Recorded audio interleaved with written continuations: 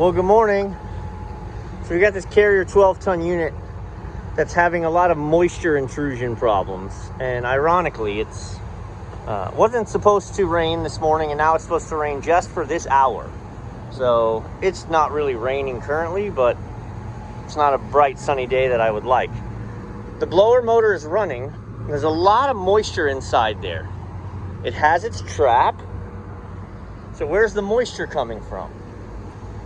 Well, check this out. When I turn off the blower, I want you to watch. This is my blower cabinet. Right now, everything's just chill and still. When I turn that blower off, I want you to watch what happens.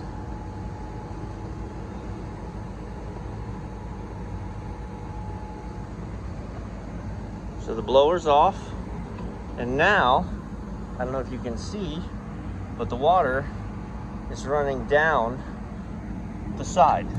See the moving water? So while that blower fan is running, the same water that wants to come over the edge is getting sucked into the gap. And that's where our moisture is coming from. Like I said, based on, look at how heavy, it might be hard to show, right? But there is solid water flow down this corner. See it? When I turn on the blower, it stops because it gets sucked around the edge and in. So that'll be tricky. There is supposed to be a little seal on the top, but you're never gonna get that, like that kind of tight. So, all right, we're gonna open it up. That blower assembly is shot. The evaporator needs to be cleaned. That whole box needs to be demolded. I've got some chemicals to do that. I'm gonna just give everything a good cleaning. I'm gonna check the coils, see if I need to split them. This unit's only 2 years old. And on the onset, again, we've got a wise guy here. Which is funny because this building has no ladder. So it's not like some employee snuck up here and screwed around. There's very limited number of people who've been on this roof. Anyway, the coils look good, but most people don't split coils because most people don't get paid to split coils. So I'm at least going to take a look. I'm going to pull the top off anyway. So we're going to look inside the coils and see what we're looking like. And I'm going to get her opened up. All right, I'm going to get a much better look at what's going on. Again, we're going to pull this whole housing out of here so we can clean that mold. And this is the blower that blows into the building. So, I mean, you can deduce what's going to happen here. The blower wheel is ate up with stuff.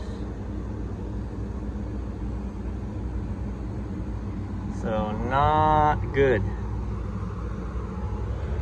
So next step, we pull this motor off of here.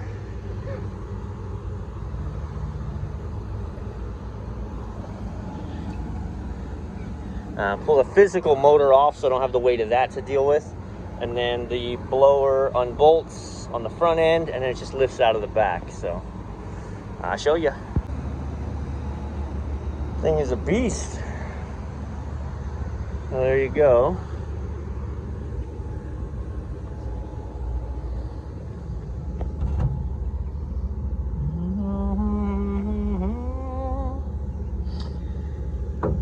You know, that's funny.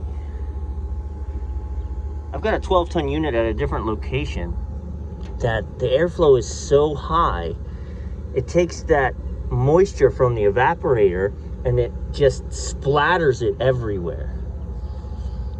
And it doesn't have this drain pan. It doesn't have this wall right here. It's a straight down wall. This one feeds into the drain pan, so that's smarter. Also, what's up with that? No cap? Who the heck has been back in there? All right, well, like I said, you can see where we're at. So we're gonna come in. I'm gonna clean the coil with coil cleaner while I'm in here. And then I've got some antifungal spray. So we're gonna coat everything in here. I'm gonna shop vac it first, try and get most of the spores out.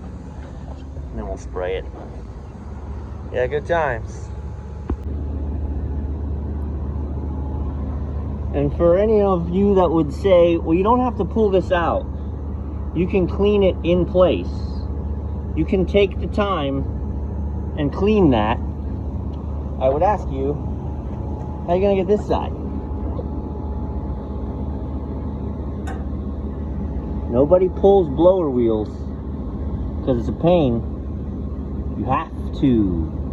You have to. So go 2 more years without pulling this blower wheel, and then all those scoops will just be filled up, and you won't have airflow anymore. You'll have less airflow than you're supposed to. It'll cause temperature problems inside. It'll cause evaporator problems. You'll be freezing up. Your pressures will be wacky. You'll be trying to dial in the charge, and the reality is you don't have airflow. All right, I'm actually going to get on this first so it can be soaking while I start working that. All right, multitasking. This is actually not, this is like rust on the blades. It's just discoloration on the steel. Nice and clean. Both sides. Cleaned the housing. And actually you have to be careful that you clean the bottom of the housing as well. Because once you're done, you've blown all that stuff in there. And then you're gonna set that back on and you're gonna blow it down into the unit. So careful of that. So we're multitasking at the moment while I'm washing the crud away from the units down to the scuppers. I purposefully only treated half of the coil because the coil actually doesn't look terrible, especially on camera. It's like, oh, that's not bad. Well, I'm gonna treat half of it and show you, and then obviously we'll do the whole thing, but yeah. Anyway, stay on this. There you go. And all it is rinsed off. You can see I'm still getting a little stuff out of the inside. It's 2 layers of evaporator coils, and that causes some problems, but yeah, so we're gonna treat this side. But yeah, even when it looks clean, oh, that's not bad. Yeah, it's not good. The worst part of it is, I mean, the reason I'm really going is we're doing all the mold stuff, so. There's the crud coming out.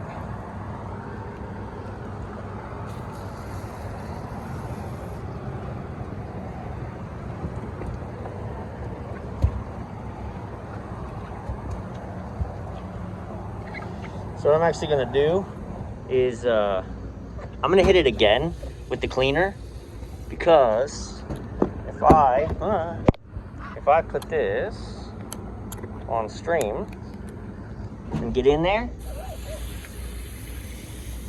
see how I'm blowing chunks out? There's still chunks down in there because we're several layers deep. So I don't want to just clean the face, I want to get what's behind it. So I'm going to throw another round of coil cleaner on there to break down the stuff in the back.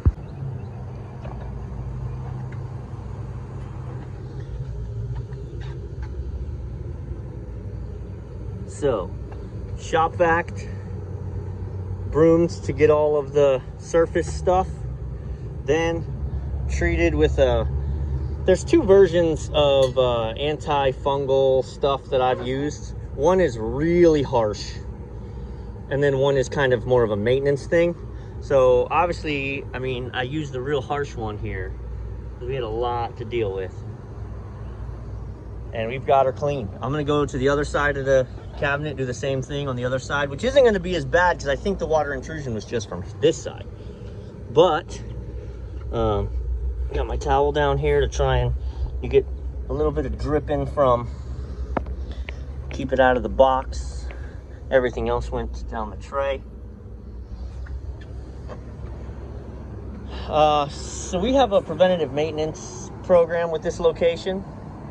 And so we come out every few months anyway and change the coils and just make sure we don't have anything stupid going on. So I'm gonna just include doing a treatment every time we're out here with the mild stuff. just to prevent, you know, we keep it under control. They don't have evidence of mold inside. They don't have evidence of mold inside yet, which is crazy considering how bad these were. But, you know, kudos to this owner and general manager.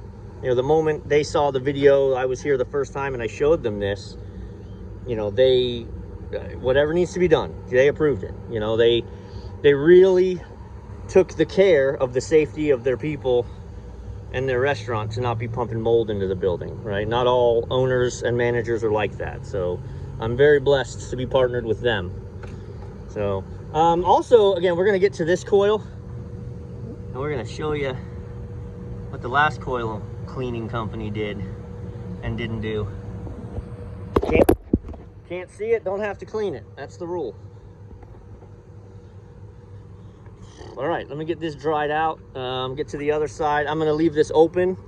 And then when well, we can talk about that then. When I get the blower back in, I'm actually gonna take this panel off and I'm gonna seal up the entrance to the building. And I'm gonna run the unit, but I'm gonna blow the air outside. So all of this odor, because this stuff is, again, pretty powerful. The odor and any debris in there, as it dries off, it doesn't go blowing into the kitchen. We're gonna blow it out here onto the roof, get everything dried up. So, look at the size of this thing. I mean, it's as tall as my waist, and I'm 6'3". He's a beast. Yeah, I mean, there's your perspective. I'm really pleased with that. Really pleased with that. Boy. That is a thing of beauty right there. Clean fan guards, both sides, fan blades, apologies, clean coil. No more mold. So, all right, like I said, I'm gonna block the opening. I'm gonna take the heat exchange cover off. I'm gonna turn it sideways and stick it over the hole. And then I'm gonna fire up the blower motor and let it nature air out a little bit. Well, this is the game. If you can't see it, you don't have to clean it. It's back here behind the electrical fan.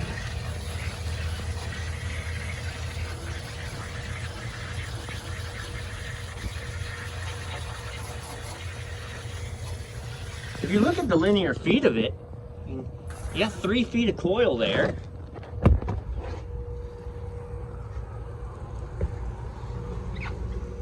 I bet it's 20% of the coil. And 25% of the coil.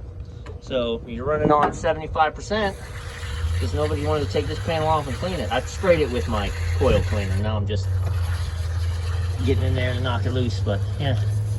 This is what you get with service companies. Shame on you, service companies.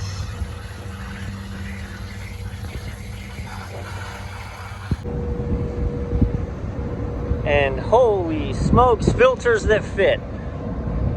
So I did a video when I did this building assessment. They had 16s, yeah. 16 by 24s.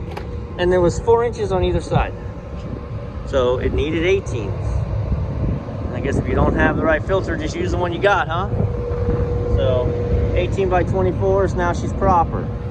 So that's gonna be, for this unit, that's gonna be it today. She's got her Kevlar belt on, which I did a video on last time I was here. Our filters, we've got her demolded. She's running good. Close her up. She should be good for the summer.